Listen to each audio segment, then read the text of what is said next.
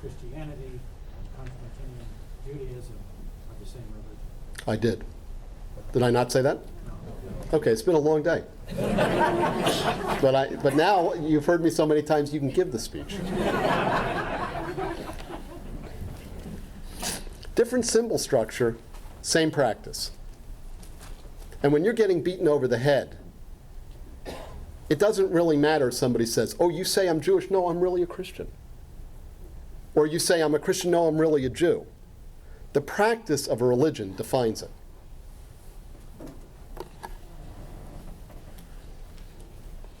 Beyond dissent, what are Jewish dissenters to do with this situation?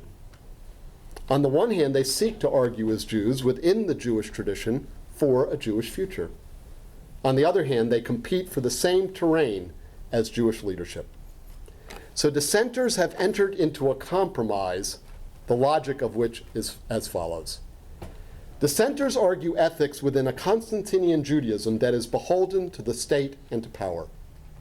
Jewish leadership is fully assimilated to this Constantinianism in Israel and America.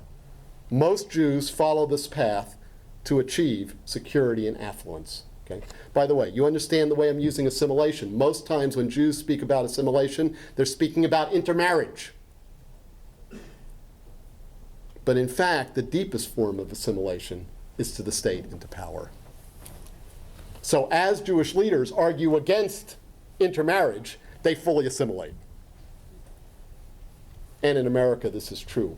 Two, as we become more and more like the Christians we once criticized, we dress in more distinctive Jewish ways. When I was growing up, you didn't see kippahs worn in the airport. Now you see the most beautiful kippahs.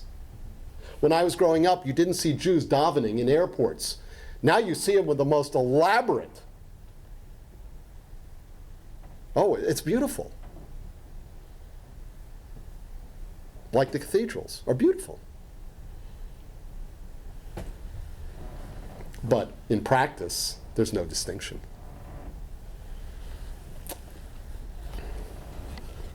Any ethical challenge, any headway that Jewish dissenters make will be within a framework acceptable to the leaders of Constantinian Judaism, or they're defined as not Jewish or self-hating Jews.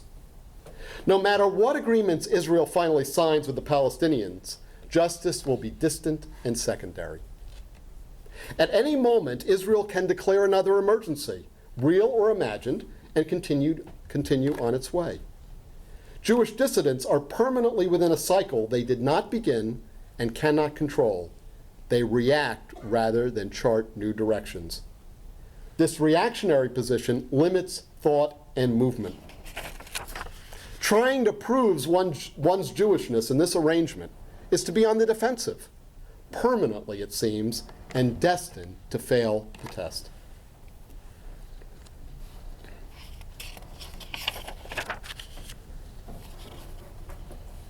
A further caveat about Jewish leadership and the complexity of Jewish dissent.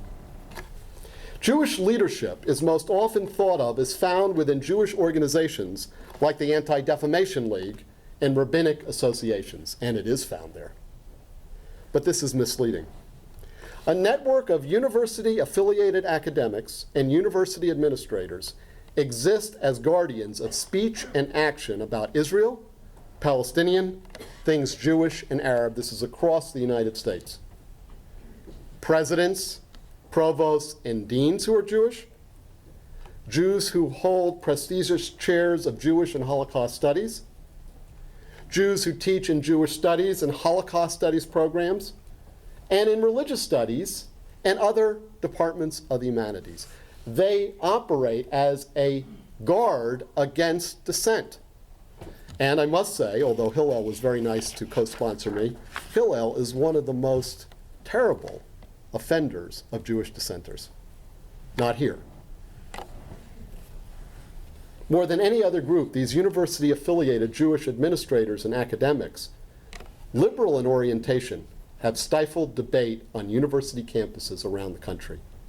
They too have to prove that they're Jewish, and they too have silenced people to the left of their positions.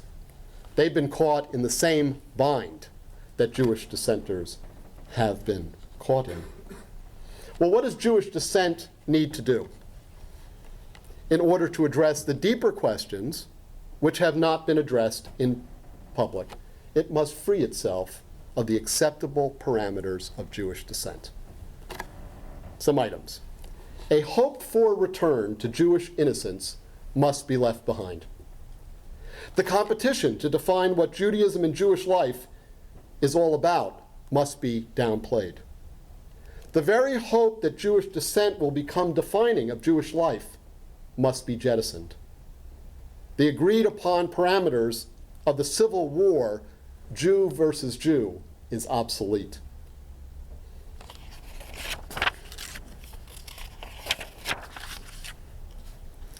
And here I want to conclude with a group that is carrying out this refusal of the acceptable parameters of Jewish dissent. Within this civil war between the Jewish establishment and Jewish dissenters, a further displacement of Jews has taken place. These are what I call Jews of conscience, who refuse the hypocrisy of the Jewish establishment and the compromises of Jewish dissenters. They have abandoned the rearguard arguments about Jewish identity. They flee the Jewish world, even as they act and organize against Israeli policies of displacement and occupation. By the way, within America, but also within Israel. Jews of conscience are in an exile that has no expectation of return. They pose the question to the Jewish establishment and to Jewish dissenters. Does their exile represent a breach of limitations in competition for turf continued by the Jewish Civil War? Is the turf of Jewish identity still worth fighting over? They pose the question of layers beneath the symbolic and religious discourse on the Civil War. Could it be that the Jewish covenant, so hotly contested, has fled the precincts of the articulate establishments, whether Constantinian or dissenting? Are these Jews of conscience, without claim or articulation, carrying the covenant into exile with them? Is this the last exile of Jewish history? What Jews of conscience seem to be saying to the Jewish establishment and to Jewish dissenters is the following: that Jewish history, as we have known it and inherited it, is over. The fight is no longer for Jewish survival or Jewish innocence. The very category of Jewishness is now mired in a quagmire that admits of no resolution or forward movement. The Jewish world, as we have known and inherited it, is no longer able to provide a future worth bequeathing to our children. Constantinian Judaism and its dissenters have now entered a terrain known only too well by Christianity. The argument about identity is really about the spoils of a now fragmented tradition. That argument takes one so far afield from anything approximating our inheritance that the spoils are not worth fighting over or even trying to reconfigure. A level of hypocrisy has entered Jewish life from which there is no recovery. That is what these Jews in exiles say to me. Christianity has long been infected by atrocity, but the Jewish struggle, at least over the last 2,000 years, has avoided this infection. Now with power, Jewish leadership pursues this infection almost as a badge of honor, as a way toward respectability within the halls of empire. Perhaps Jews avoided perpetrating atrocity only because of Jewish powerlessness, rather than because of a highly developed ethical tradition. I would love to say that it was because of this ethical tradition that we avoided, but now I can't. It may be simply that we didn't have power. Regardless, Jews of conscience refuse this atrocity as part of the Jewish agnosticism toward religious claims that hide injustice, probably our most ancient tradition. Is this not one of the most ancient of the traditions within Judaism, a refusal of idolatry to the state and to power? Here, the guide can only be the prophetic, guided by a conscience honed in a history of suffering and struggle. How the prophetic, directed by conscience, honed in history, can become part of a future must be left for another time and another place. I leave you with the words of Emmanuel Levinas, the French Jewish philosopher who wrote on Judaism and the prophetic almost 3 decades ago. I quote from him. "Judaism is a non-coincidence with its time, within coincidence. In the radical sense of the term, it is an anachronism, the simultaneous presence of a youth that is attentive to reality and impatient to change it, an old age that has seen it all and is returning to the origin of things.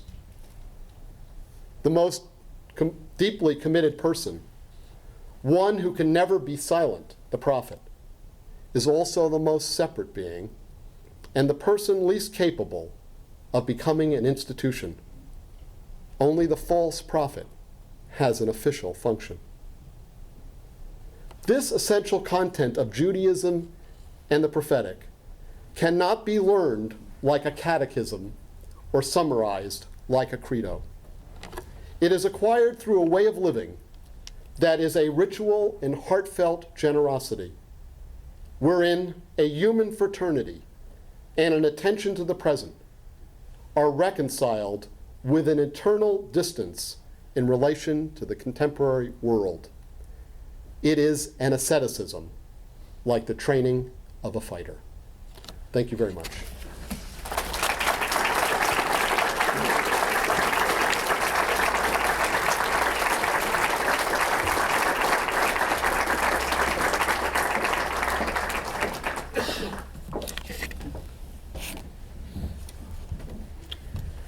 Time for some questions, responses.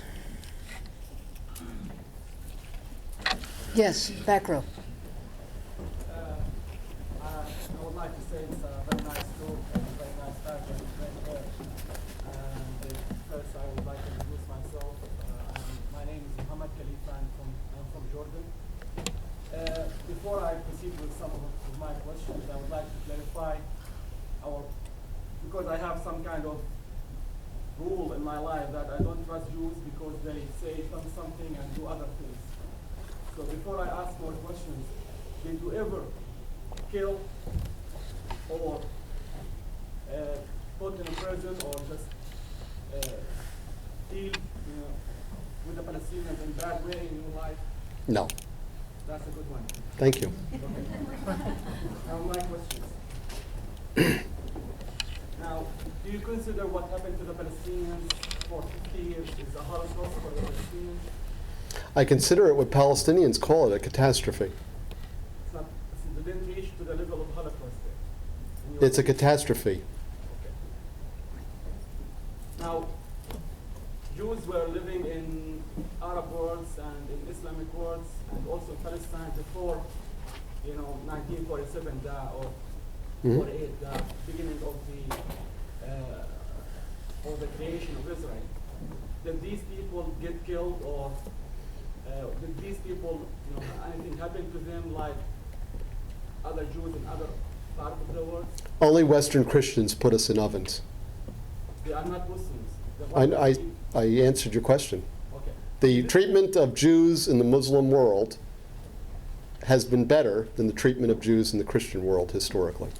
So nobody get killed because of his... I don't know that nobody got killed, but I said better. No big massacre. Not that I'm aware of. I am simply saying that you're correct in asserting that Jews did better in the Muslim world than in much of Christian history, which is not to say that they were equal, but that's another point. Now, another follow-up question. Do you think that if Israel, created in another part of the world, do you think that Arab worlds and Islamic worlds will have good relationship with Israel or not? If it was in another part of the world? Yeah, not in Arab worlds. I Africa, as it was first intended to be or in other parts of the world. It's very possible. Very possible. So the way that people here in America or Jews back there accusing Arabs that are going to kill Jews because of their religion or because of their, rights, is not true, because this has never happened before. It just happened after what Israel did to the Arabs. I agree. Okay, now we need somebody else. And I think the points that he's raising are very important, because often Western Europeans and Americans, Christians a lot, and Jews, feel that the Islamic world is backward, anti-Jewish, et cetera, et cetera, et cetera. And in fact, if you look at the record, European Christianity did many things that the Muslim world didn't even contemplate. And it's a very important point for us to understand. Yes, go ahead. I was wondering if you trace the descent back to Jeremiah. And Well, that would have been a longer lecture. Okay? I'm a little tired right now. Somebody asked me, somebody actually criticized me a few weeks ago for not covering everything. And I gave a 40-minute talk, and I said if I just had 20 more minutes, I would have been able to do it. Oh, no, listen, the center of the Jewish tradition, now I'm not talking as a Reformed Jew, I was raised in the conservative movement, so this is not a Reform, liberal, prophetic thing. There's no question that the prophets are the center of our canon, and the canon was created to seal the prophets. And the prophets keep springing up. Jesus was one of them, and he was sealed by a new canon. But there's no question that the prophetic is at the center, and there is a tension in every generation between the canon and the leadership, especially when it's associated with the state, and the prophets who seek to unseal the canon. And in our time, those prophets are Jews of conscience, almost all of them secular. They can't even speak about God, and it should be obvious why. After surviving the God of Constantinian Christianity, and then trying to survive the God of Constantinian Judaism, who in their right mind could speak about God? That's what they say to me when I do speak about God. Well, I don't know where we are left at the end of your speech. In 1947, the United Nations decided the partition of Palestine. This was not accepted by the Arab population because they thought they could do better. They could spell, kill the Jews then and there. And war broke out very soon. And somehow, the state of Israel met that challenge and survived. But that's the beginning. And still, I haven't heard you say one word against what the Arab position. Okay, well, I'll begin to respond to your question. Was that a question? I'm not through yet. Okay, well then make it quick, your comment, and then I'll answer it. Well, are you asking Israel to commit suicide? Okay, I thought that was your question. But let me start with your first question, which was leading to your second. There is no reason to repeat the question about the partition that Israel, the United Nations partition, which Israel accepted and the Arabs of Palestine rejected, and that Israel somehow survived that in winning the war. Well, I find it fascinating to think that we in the West often think that we can sign away different parts of the world, whether it's the Balfour Declaration or the UN partition plan, and that people in other parts of the world must simply accept it. So I don't fault Palestinians for not accepting the partition, and I'm not at all sure, and history certainly doesn't bear out the acceptance of Israel of the partition in the lines it was given. Because if you notice and you look at maps, what Israel took after, quote, accepting the partition is way beyond the partition. But not only that, they've taken and taken and taken and still take today. So there are very few Jewish Israeli historians who would accept that understanding that you had or other understandings that might flow from it about the creation of the State of Israel. Okay, let's just leave that aside for a moment. You create a nation state that dislocates a people. Okay. You continue to fortify and expand that state, even till today. And then you say, when people criticize that expansion, that it's like asking Israel to commit suicide. This is the bind that Jewish dissenters are in, which I talked about. I refuse that bind. What I have said for almost 20 years is that Palestinians deserve to be free in their own homeland. They don't deserve to be free on 95% of 25% of Palestine. And they don't deserve a limited and symbolic sovereignty over parts of the old city, while Jerusalem is taken completely by Israel. Now, if we talk about criticizing that and even saying it's wrong as committing suicide, then that fulfills your definition. What I say is we ought to look toward justice, which would mean a full empowerment of Palestinians with Jews in the land, and over time, the evolution of the kind of a state that Jews choose wherever they live. That is a secular democratic state, which Jews have even chosen in Israel, but only for Jews. That's not suicide. It's a movement in history which recognizes the expansion of rights and the reconciliation of displacement as a good. There was a question over here. Thanks a lot for your lecture. I really enjoyed it. I just want to say that in 1982, since you mentioned that, I used to live in Beirut, and the only interface that I used to see out of Israel is that an F-16 airplane coming to bomb. And I've seen all that, even our house was hit. But I want to even mention that, I've also mentioned that I've never hated Israelis because they are Jews. I don't care if they are Hindu or Jews or Buddhist or even if the chief rabbi changed the religion tomorrow. I hated Israeli army that time because they were hitting me without me understanding why. I was a teenager. Sure. So this was the only, one-way relationship that I had. Oh. Of course, things changed a lot for me in years. I even have friends that are Jews. I have no problem with the religion itself. Everybody is free to choose their religion.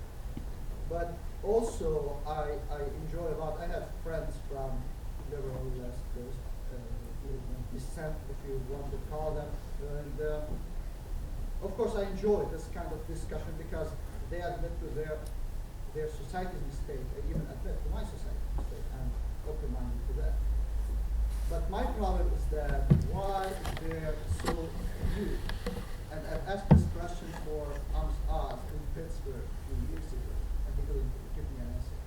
What you're saying is part of that answer is that dissenters are reacting, which I agree, because the most dissent that I've seen, even when I was hit by bombs in '82 in Beirut, I saw the newspaper that there were 100,000 Peace Now movement demonstrating, and I saw the light. And I couldn't distinguish between the airplane and the Sure. So now my question to you is that why are they so few, and they are just the Israeli or the Jewish dissenters are just reacting, Sure. and they only react when there is a big, invasion of Beirut or the West Bank.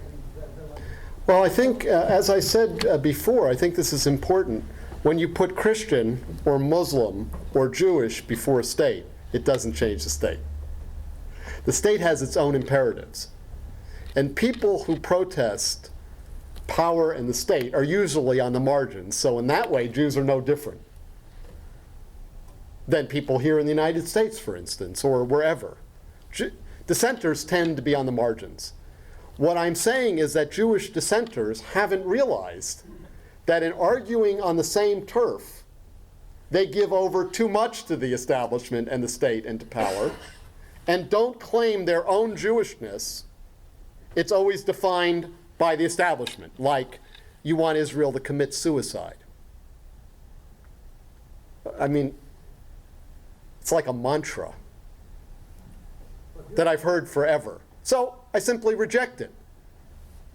So how that dissent might be organized to affect state power and change it is really the same question in all of our societies. But regardless, so I don't have an answer to how we can stop it. I do not. And I don't think it will be stopped. But I think by witnessing and refusing the parameters of acceptable dissent, we begin to prepare a way when the moment arises, which we never know when it is going to arise in history, when the majority begins to seek another way. Usually, it's when the bodies are piled so high that we can't see over them. This is the tragedy of human history.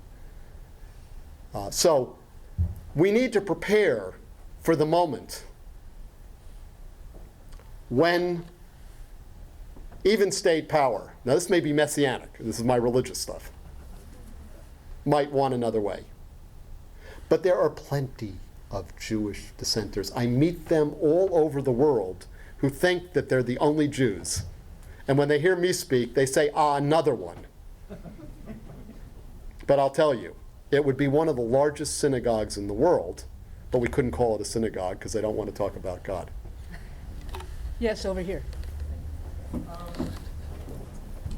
comments about a nation that would be open to Jews and to Muslims and I guess Christians, yeah. in the area.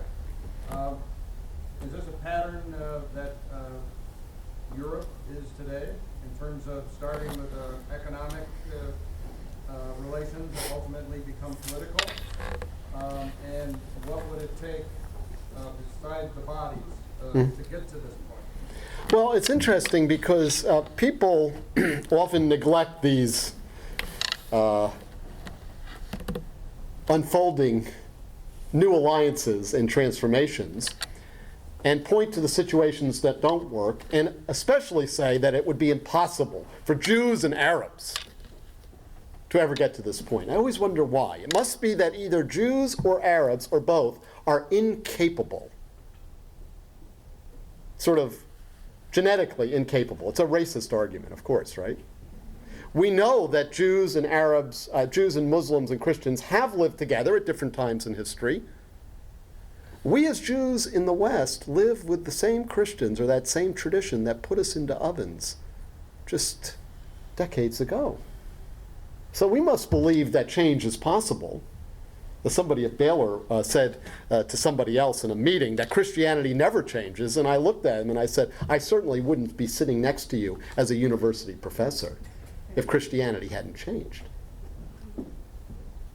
Now, I do know, and this is an important information, I think, of a condominium in Florida where a third of the condominium is Palestinian and a third of the condominium is Jewish. It just happened. Not one person has been murdered there. It's an amazing thing. No one has been murdered in that condominium in Florida. So here's the point. End the war. We have to end it by confession. What we have done to you is wrong. Is it that hard to say it? We have Christians who we say it. Now, say it again. Say it, keep saying it forever. But for Jews to say it seems to be very difficult. What we have done to Palestinians. is wrong. It's simple. You see, and I'm not into therapy. I mean, I've been in therapy, but I don't want to get into that. Okay. I don't want to get into that. But I do know that when you speak something, it takes on a new reality. We spoke about the Holocaust. The Jewish establishment didn't want that spoken about. When I was growing up, it wasn't spoken about. It just came out. And they knew once we said it, there were consequences for Jewish life.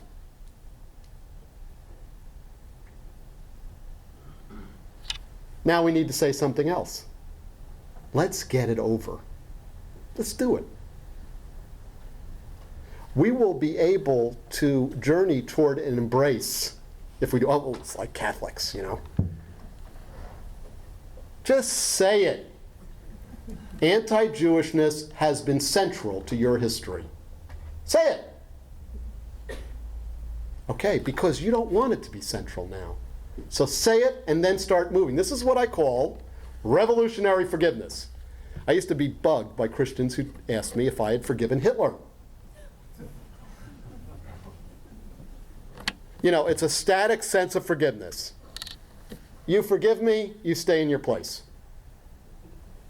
Everything's better for the person with power. Revolutionary forgiveness is a confession and an agreement to walk the path of justice. That's what's revolutionary about it. Spend as much time on that path as dividing, as saying you can't do it. They can't understand it. We live in a bad neighborhood. You know that, the bad neighborhood. Confess and move toward justice, but not symbolic justice, not throwing crumbs and further humiliating a people. Don't we recall that the pain of the Holocaust was not just the dead, but the humiliation as a people? And we must say it. We have attempted to humiliate the Palestinian people. Not just beat them, not just establish a state, that was two, not just that, but to humiliate them. And the stories in the uprising, the first one, even now, you can hear these stories by Jews, Jewish Israelis, who did the humiliating. Said, I don't want to do it because it reminds me. So when we remember how we were humiliated, displaced, forced to wander, let's just get over it and say, we've done it to another people, and let's start again. Because if we don't, we will one day. But there's not going to be anything left, and there's not much left now. Because those Jews who carry that message no longer affiliate in any way with the Jewish community. They are in an exile. They're not coming back. They are being lost to the Jewish world.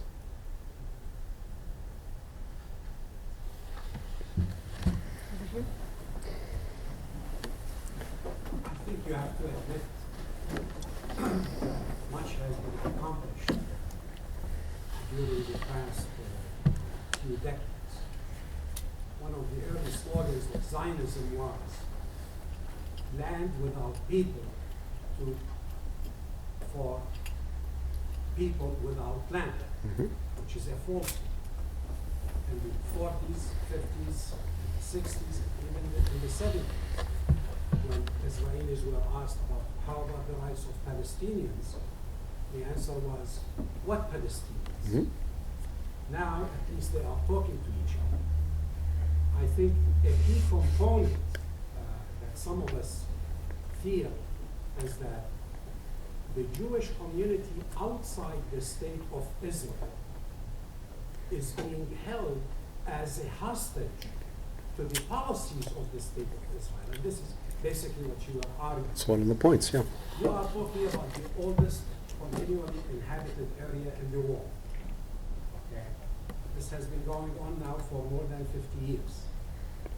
What do you think is the role of the Jewish community outside the state of Israel instead, in terms of accelerating that transformation and establishing a state that you are talking about. Okay, well, that's a good point. Well, many of our resources have been depleted because Jews of conscience have found no sounding board and have left. So you're not going to find it in the Jewish community or the Jewish establishment. You have to find it among Jews who are not affiliated. Now, I still hear, and even on this trip I've heard, how can we convert the Jewish community to this? It's not going to happen. What you need to do is take anyone who wants to move to the next step and go. You will find Jews there, some Jews. But I wouldn't target the Jewish community. It's a waste of effort. And people are allowed to have their own views. They don't even have to come to my lectures. So I wouldn't worry about that. If the public opinion changes, the Jewish community has to deal with it. That's one of the reasons, by the way, through the Palestinian uprising, through many people, including Jews who have protested, that now Palestinian, the term can be used. 30 years ago, you couldn't hear it. Now Palestinians can actually speak for themselves in public in America. Well, the Jewish establishment didn't want it, but it was forced. What they do, and this is with all leadership, is they try to keep the limits of dissent like this. When it's forced open, they keep it there. When it's forced to open further, they keep it there. When it's forced to open further, they try to keep the lid on. But it's had to expand because of the consciousness of the American people, including Jews, on this issue, especially since 1987. Oslo, we took a step back because Americans like to think, clean, done, thank God. And the Jewish community would say, get it out of the headlines. Then Rabin is assassinated. We have Goldstein going into the mosque. Then we have Rabin's assassination. Then we have Netanyahu. The Jewish community does not want Israel spoken about.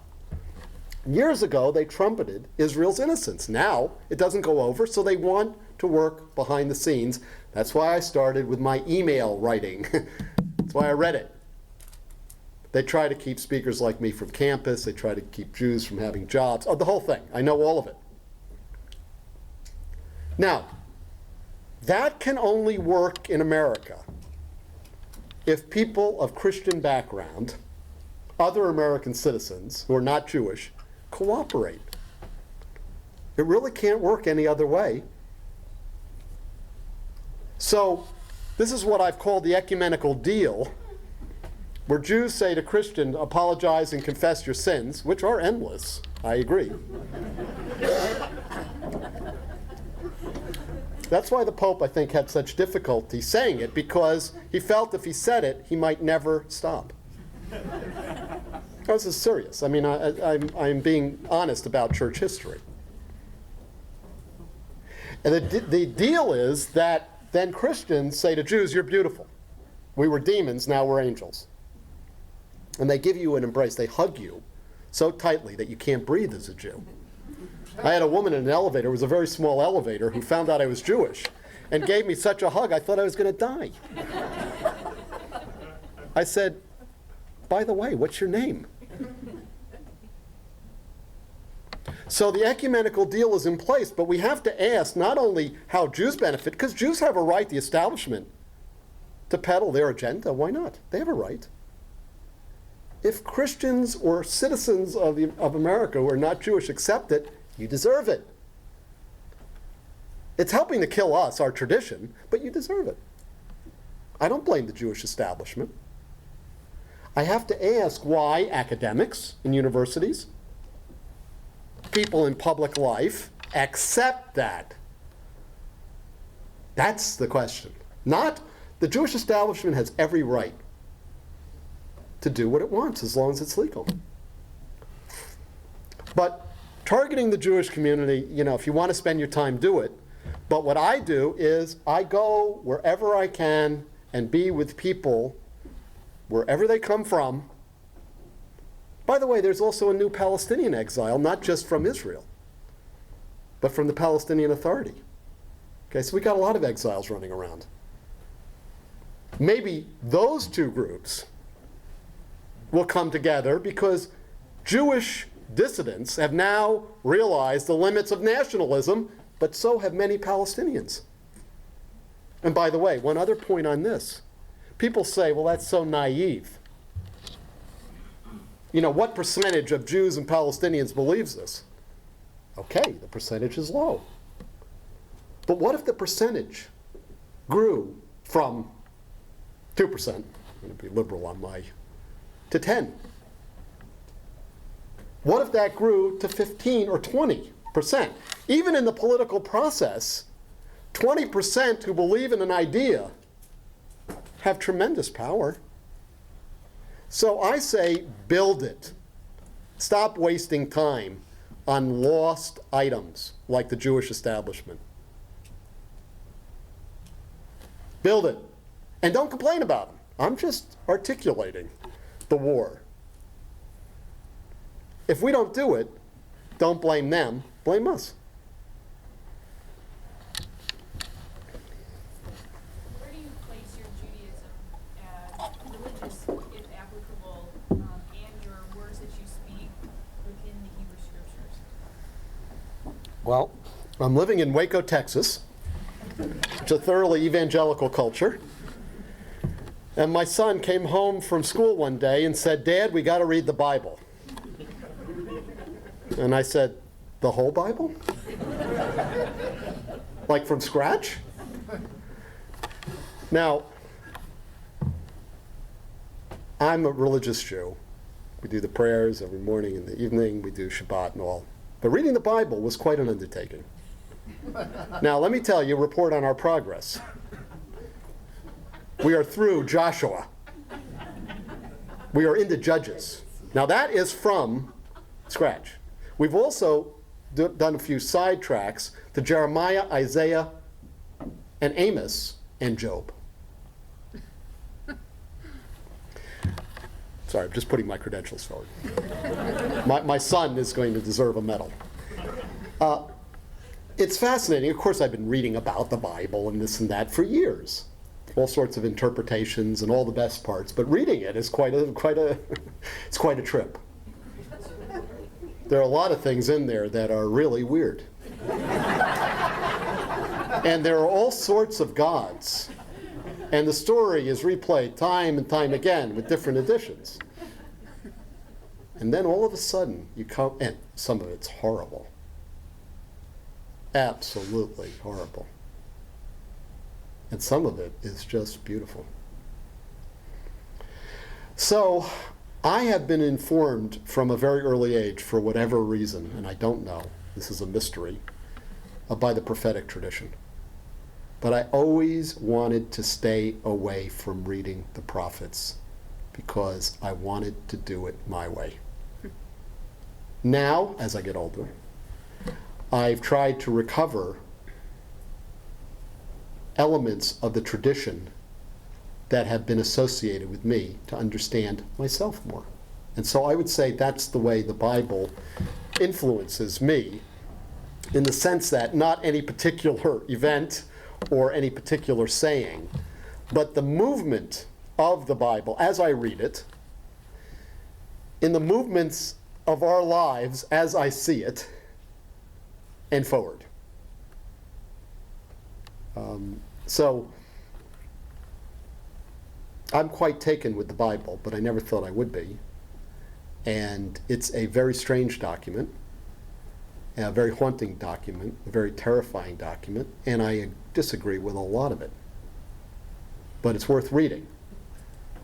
And I would say that's the way I deal with it. Right over here. I'm a secular Jew. I'm married to an Arab, and we live very peacefully together. My question to you is, and I'm sure you've heard this before too, there would be many more Jewish dissenters and Jews of conscience who agree with your position. Yeah. If there were more moderate, there was a more moderate voice coming from the Arab communities, which maybe we haven't heard it here, but I don't hear it, which totally denounce something like the killing of the Israeli athletes at Munich, which totally denounce killing of children's school buses. If there were moderate voices that were drowning out the death to Israel voices, then you'd have a lot more Jewish dissenters. Well, I think that's an interesting point. It's been made many times, but I have to disagree with you in this way, because I'm being very friendly now that we're in question and answers. First of all, Palestinians have a right to fight for their freedom. Now, I don't like the fact that anybody is killed, but I can't say we can kill you, but you can't kill us as Jews. Palestinians have experienced dislocation, torture, murder.